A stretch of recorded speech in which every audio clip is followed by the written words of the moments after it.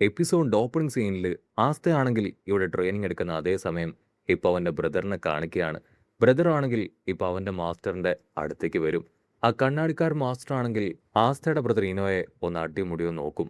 സത്യത്തിൽ നിന്നെ കണ്ടുകൊണ്ടല്ല എല്ലാവരും നിന്നെ ഏറ്റെടുക്കണമെന്നും കൂടെ കൂട്ടണമെന്നും ആഗ്രഹിച്ചത്. നിന്റെ പവർ അതെല്ലാവർക്കും ഒരുപാട് ഇഷ്ടപ്പെട്ടു. ഗ്രേവിയറിന്റെ പവർ അത് നിനക്ക് വേറെ ലെവലായിട്ടുണ്ട്. അല്ലെങ്കിൽ ഒരിക്കലും നിന്നെ പോലെ ഒരു വില്ലേജ് ബോയെ ആരും തന്നെ ആക്സെപ്റ്റ് ചെയ്യില്ല. നീ ആ ഹേജ് വില്ലേജിൽ നിന്ന് വന്നവനല്ലേ? അതിന് ആസ്തയുടെ ബ്രദർ പറയും, അതെ, ഹേജ് വില്ലേജിൽ നിന്നാണ് ഞങ്ങൾ വന്നിരിക്കുന്നത്. എന്തായാലും കുഴപ്പമില്ല, ട്രെയിനിങ് അത് ആരംഭിക്കാൻ സമയമെന്ന് പറഞ്ഞ് യുനോയെ ആ ഒരു കണ്ണാടിക്കാരനാണെങ്കിൽ അകത്തേക്ക് ക്ഷണിക്കുകയാണ്. ഉടനെ അവനും ഇപ്പൊ അകത്തേക്ക് പോവും. കട്ട് ചെയ്ത ആസ്തയെ കാണിക്കും. ആസ്തയുടെ വായിലും മൂക്കിലും മണ്ണൊക്കെ പോയിട്ടും അവൻ വീണ്ടും എഴുന്നേറ്റ് ബ്ലാസ്റ്റ് നടക്കുന്ന സ്ഥലത്തേക്ക് ഓടുകയാണ്. അവിടെയാണെങ്കിൽ വീണ്ടും വീണ്ടും ബ്ലാസ്റ്റ് ഉണ്ടായി ആസ്തയാണെങ്കിൽ പുറകിലേക്ക് തെറിച്ചടിച്ചു വന്ന് വീണുകൊണ്ടേയിരിക്കും. കട്ട് ചെയ്ത മറ്റൊരു ഭാഗത്ത് ഈ രണ്ടുപേര് അവരാണെങ്കിൽ പൊരിഞ്ഞ അട്ടിയിട്ടി ബഹളം. അപ്പൊ ക്യാമറ അങ്ങനെ സൂം ചെയ്ത് അതിലൊരുത്തനെ കാണിക്കും. അവനാണെങ്കിൽ വാളില് ഫയറൊക്കെ ക്രിയേറ്റ് ചെയ്ത് ഓപ്പോസിറ്റ് ഉള്ളവന്റെ നേരെ അടിച്ചടിച്ച് വിടുകയാണ്. ഓപ്പോസിറ്റ് ഉള്ളവനാണെങ്കിൽ അവന്റെ മാജിക് പവറൊക്കെ ഉപയോഗിച്ച് അവൻ ഉപയോഗിക്കുന്ന ഫയറിൽ നിന്ന് രക്ഷപ്പെടാനായിട്ട് ശ്രമിച്ചുകൊണ്ടേയിരിക്കും. അങ്ങനെ അവർ രണ്ടുപേരും ഫയർ യൂസ് ചെയ്തും രക്ഷപ്പെട്ടുകൊണ്ടും പൊരിഞ്ഞു പോരാട്ടം. മറ്റൊരു ഭാഗത്ത് ഒരു ചുന്ദരി പെണ്ണാണെങ്കിൽ പതിയെ ഉറക്കം എഴുന്നേൽക്കുകയാണ്. ലാസ്റ്റ് നൈറ്റ് ഞാൻ ഒരുപാട് വെള്ളം അടിച്ചു, അതുകൊണ്ട് തന്നെ ആ കിക്ക് എന്നെ വിട്ടു പോകുന്നില്ല. എനിക്കാണെങ്കിൽ ഇപ്പം നന്നായിട്ട് തല വേദനിക്കുന്നു എന്ന് പറഞ്ഞ് അവൾ എഴുന്നേക്കും. അപ്പൊ വേറൊരുത്തിയാണെങ്കിൽ കൈ കിട്ടി എന്തൊക്കെയോ എടുത്ത് വായിലേക്കിടും. ഉടനെ ആസ്തയുടെ ടീമിലുള്ളവരെല്ലാവരും അവിടേക്ക് വരികയാണ്. അവിടേക്ക് വന്നവരാണെങ്കിൽ ചുറ്റുമുള്ള കാഴ്ചകളൊക്കെ കാണും. ഓ, ഇവിടെ മുഴുവൻ ഇപ്രകാരമാണോ? ആസ്തയാണെങ്കിൽ വലിയൊരു ഇൻട്രൊഡക്ഷനൊക്കെ കൊടുക്കും. ഞാനാണ് ആസ്ത, ഇനി മുതൽ ഞാനും ഇവിടെ ഉണ്ടാവും. ഹെയ്ജ് വില്ലേജിൽ നിന്നാണ് ഞാൻ വന്നിരിക്കുന്നതെന്നൊക്കെ പറയും. പക്ഷെ ആസ്ത പറയുന്ന ആരും തന്നെ മൈൻഡ് ചെയ്യില്ല. ആസ്തയാണെങ്കിൽ ചമ്മി ഐസായി തലയൊക്കെ ചൊറിഞ്ഞു നിൽക്കുമ്പോൾ ദൂരത്തായിട്ട് ആ ഒരു വെള്ളം അടിച്ചിരിക്കുന്ന പെണ്ണിനെ അവൻ ശ്രദ്ധിക്കും. അവളാണെങ്കിൽ എൻ്റെ തലവേദന അത് മാറുന്നില്ലല്ലോ എന്ന് പറയുമ്പോൾ ആസ്ത അവളെ തന്നെ അങ്ങനെ വായി നോക്കി നിൽക്കുകയാണ്.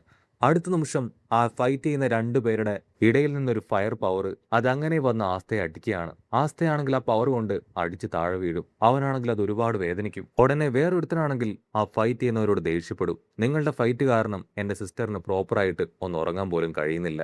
അത് കേട്ട് ഫൈറ്റ് ചെയ്യുന്നവരാണെങ്കിൽ അവനോട് ദേഷ്യപ്പെടുന്ന അതേ സമയം അവരുടെ മാസ്റ്റർ ആ ഒരു ജിമ്മൻ ആൾ അവിടേക്ക് വന്ന് അവനെ പഞ്ച് ചെയ്യാണ്. ആളുടെ പഞ്ചില് ആ ഒരു കോട്ടയുടെ ഒരു ഭാഗം തന്നെ തകർന്ന് അവൻ പുറത്തേക്ക് പോകും. മാസ്റ്ററിനെ കാണേണ്ട താമസം അവർക്ക് എല്ലാവർക്കും ഭയങ്കര സന്തോഷം. മാസ്റ്റർ, നിങ്ങൾ ഇവിടേക്ക് വന്നു ചോദിക്കും. ജിമ്മൻ മാസ്റ്റർ ആണെങ്കിൽ ഇപ്പൊ എല്ലാവരെയും ആളുടെ ടീംമേറ്റ്സ് ഇൻട്രൊഡ്യൂസ് ചെയ്ത് കൊടുക്കുകയാണ്. ആസ്തയെ നോക്കുമ്പോൾ അവനൊരു കല്ലിൻ്റെ അടിയിൽ ഇരിക്കുകയാണ്. നീ എന്തിനാ അവിടെ പോയി ഒളിച്ചിരിക്കണേന്ന് ചോദിക്കും. അതിനവൻ പറയും, ഒളിച്ചിരിക്കുകയല്ല, ഞാൻ ഇതിൻ്റെ അടിയിൽ പെട്ടുപോയതാണ്. ഉടനെ മാസ്റ്റർ ആണെങ്കിൽ അവനെ പുറത്തേക്ക് കൊണ്ടുവന്ന് അവർ ഇൻട്രൊഡ്യൂസ് ചെയ്ത് കൊടുക്കും. ഇവളാണ് ഞങ്ങളുടെ ടീമിലെ ചുന്ദരി പെണ്ണ്. ഇവിടെ ഒരല്പം ഡ്രഗും ഡ്രിങ്ക്സും ഒക്കെ അഡിക്റ്റ് ആണ്, പക്ഷെ നല്ല പെൺകുട്ടിയാണ്. അവളാണെങ്കിൽ ഇപ്പൊ ആസ്തയുടെ അടുത്തേക്ക് വരും. വാവ്, നിന്നെ കാണാൻ നല്ല ഭംഗിയുണ്ട്, നീയല്ലേ ആ വില്ലേജിലെ പയ്യനെ ചോദിക്കും. അതിനവൻ പറയും, അതെ. അവളെ കാണുമ്പോൾ ഇപ്പൊ അവനാണെങ്കിൽ ആ സിസ്റ്ററിനെ ഓർമ്മ വരികയാണ്. ഇവൾ സുന്ദരിയാണ്, പക്ഷെ ഇവളെ കഴിഞ്ഞ സുന്ദരി എന്റെ സിസ്റ്റർ തന്നെയാണ്. അവർക്ക് വേണ്ടിയാണ് ഞാൻ കാത്തിരിക്കുന്നതെന്ന് പറയും. അടുത്ത നിമിഷം അവളാണെങ്കിൽ അവിടെ മുഴുവൻ ഛർദ്ദിച്ച് കൊളവാക്കും. ഉടനെ ലക്കെന്ന് പേരുള്ള മറ്റൊരുത്തനാണെങ്കിൽ ഹീറോയുടെ അടുത്തേക്ക് വന്ന് പറയും, എനിക്കും നിന്നെ വളരെയധികം ഇഷ്ടപ്പെട്ടു, നമുക്കൊന്ന് ഫൈറ്റ് ചെയ്ത് നോക്കിയാലോ എന്ന് ചോദിക്കും. ഹീറോയ്ക്കാണെങ്കിൽ എന്താ പറയേണ്ടതെന്ന് അറിയില്ല. ഉടനെ വേറൊരുത്തനാണെങ്കിൽ ഇടിച്ചു കയറി വന്ന് അവനെ ഇൻട്രൊഡ്യൂസ് ചെയ്യും. അതിനുശേഷം അവന്റെ സിസ്റ്ററിന്റെ ഫോട്ടോ കാണിച്ചു കൊടുക്കും. ഇവളെന്റെ സിസ്റ്ററാണ്. ഇവളെ നീ ഡിസ്റ്റർബ് ചെയ്തിട്ടുണ്ടെങ്കിൽ നിന്നെ ഞാൻ ഇടിച്ച് തൂഫാനാക്കുമെന്ന് പറയും. അപ്പൊ വേറൊരു പെണ്ണ് അവൾ ഫുഡൊക്കെ വായിൽ കുത്തി കയറ്റിക്കൊണ്ട് അവളെയും ഇൻട്രൊഡ്യൂസ് ചെയ്യുകയാണ്. അങ്ങനെ ഓരോരുത്തരായിട്ട് അവരെ ഇൻട്രൊഡ്യൂസ് ചെയ്തതിന് ശേഷം ഇപ്പൊ അവരുടെ മാസ്റ്ററിന് കാണിച്ചു കൊടുക്കും. ഇദ്ദേഹമാണ് ഞങ്ങളുടെ മാസ്റ്റർ, ജയന്റ് മാസ്റ്റർ ആസ്ത. നീ ശരിക്കും ലക്കിയാണ് അദ്ദേഹത്തിന്റെ ടീമിൽ ചേരാൻ സാധിച്ചതിൽ നിന്ന് പറയും. അത് കേട്ട് മാസ്റ്റർ ആണെങ്കിൽ ദേഷ്യപ്പെടും. നിങ്ങൾ അല്പസമയം ശബ്ദം വെക്കാതെ മിണ്ടാതിരിക്കെ. അതിലൊരുത്തനാണെങ്കിൽ ആസ്തയോട് പറയും, നീ ഒരു ഫ്രഷർ ആയതുകൊണ്ട് തന്നെ ചെറിയ ചില ടാസ്ക് ഒക്കെ നിനക്കുണ്ടാവും. ആസ്തയാണെങ്കിൽ അവനെ നോക്കി, നിങ്ങളുടെ ഈ ഒരു കോട്ട് അതെനിക്ക് ഇഷ്ടപ്പെട്ടു എന്ന് പറയും. അതിനവൻ പറയും, ഇത് ഞങ്ങളുടെ യൂണിഫോം ആണ്. ഇത് നിനക്ക് വേണമെങ്കിൽ ഞാൻ പറയുന്ന ഒരു കാര്യം നീ സാറ്റിസ്ഫൈ ചെയ്യണം. അത് കേട്ട് ആസ്തയുടെ വായിലൂടെ കൈയൊക്കെ പുറത്തേക്ക് വന്ന് എനിക്കത് വേണമെന്ന് പറഞ്ഞുകൊണ്ടേയിരിക്കും. ആസ്തയാണെങ്കിൽ വേറെ വഴിയില്ലാതെ ആ ഒരു ടെസ്റ്റ് അത് ആക്സെപ്റ്റ് ചെയ്യുകയാണ്. ഉടനെ അവനോട് പുഷപ്പ് ചെയ്യാനായിട്ട് ആദ്യം പറയും. ആസ്തയാണെങ്കിൽ രണ്ടാമൊന്നും ആലോചിക്കാതെ പുഷപ്പ് ചെയ്യാനായിട്ട് തുടങ്ങും.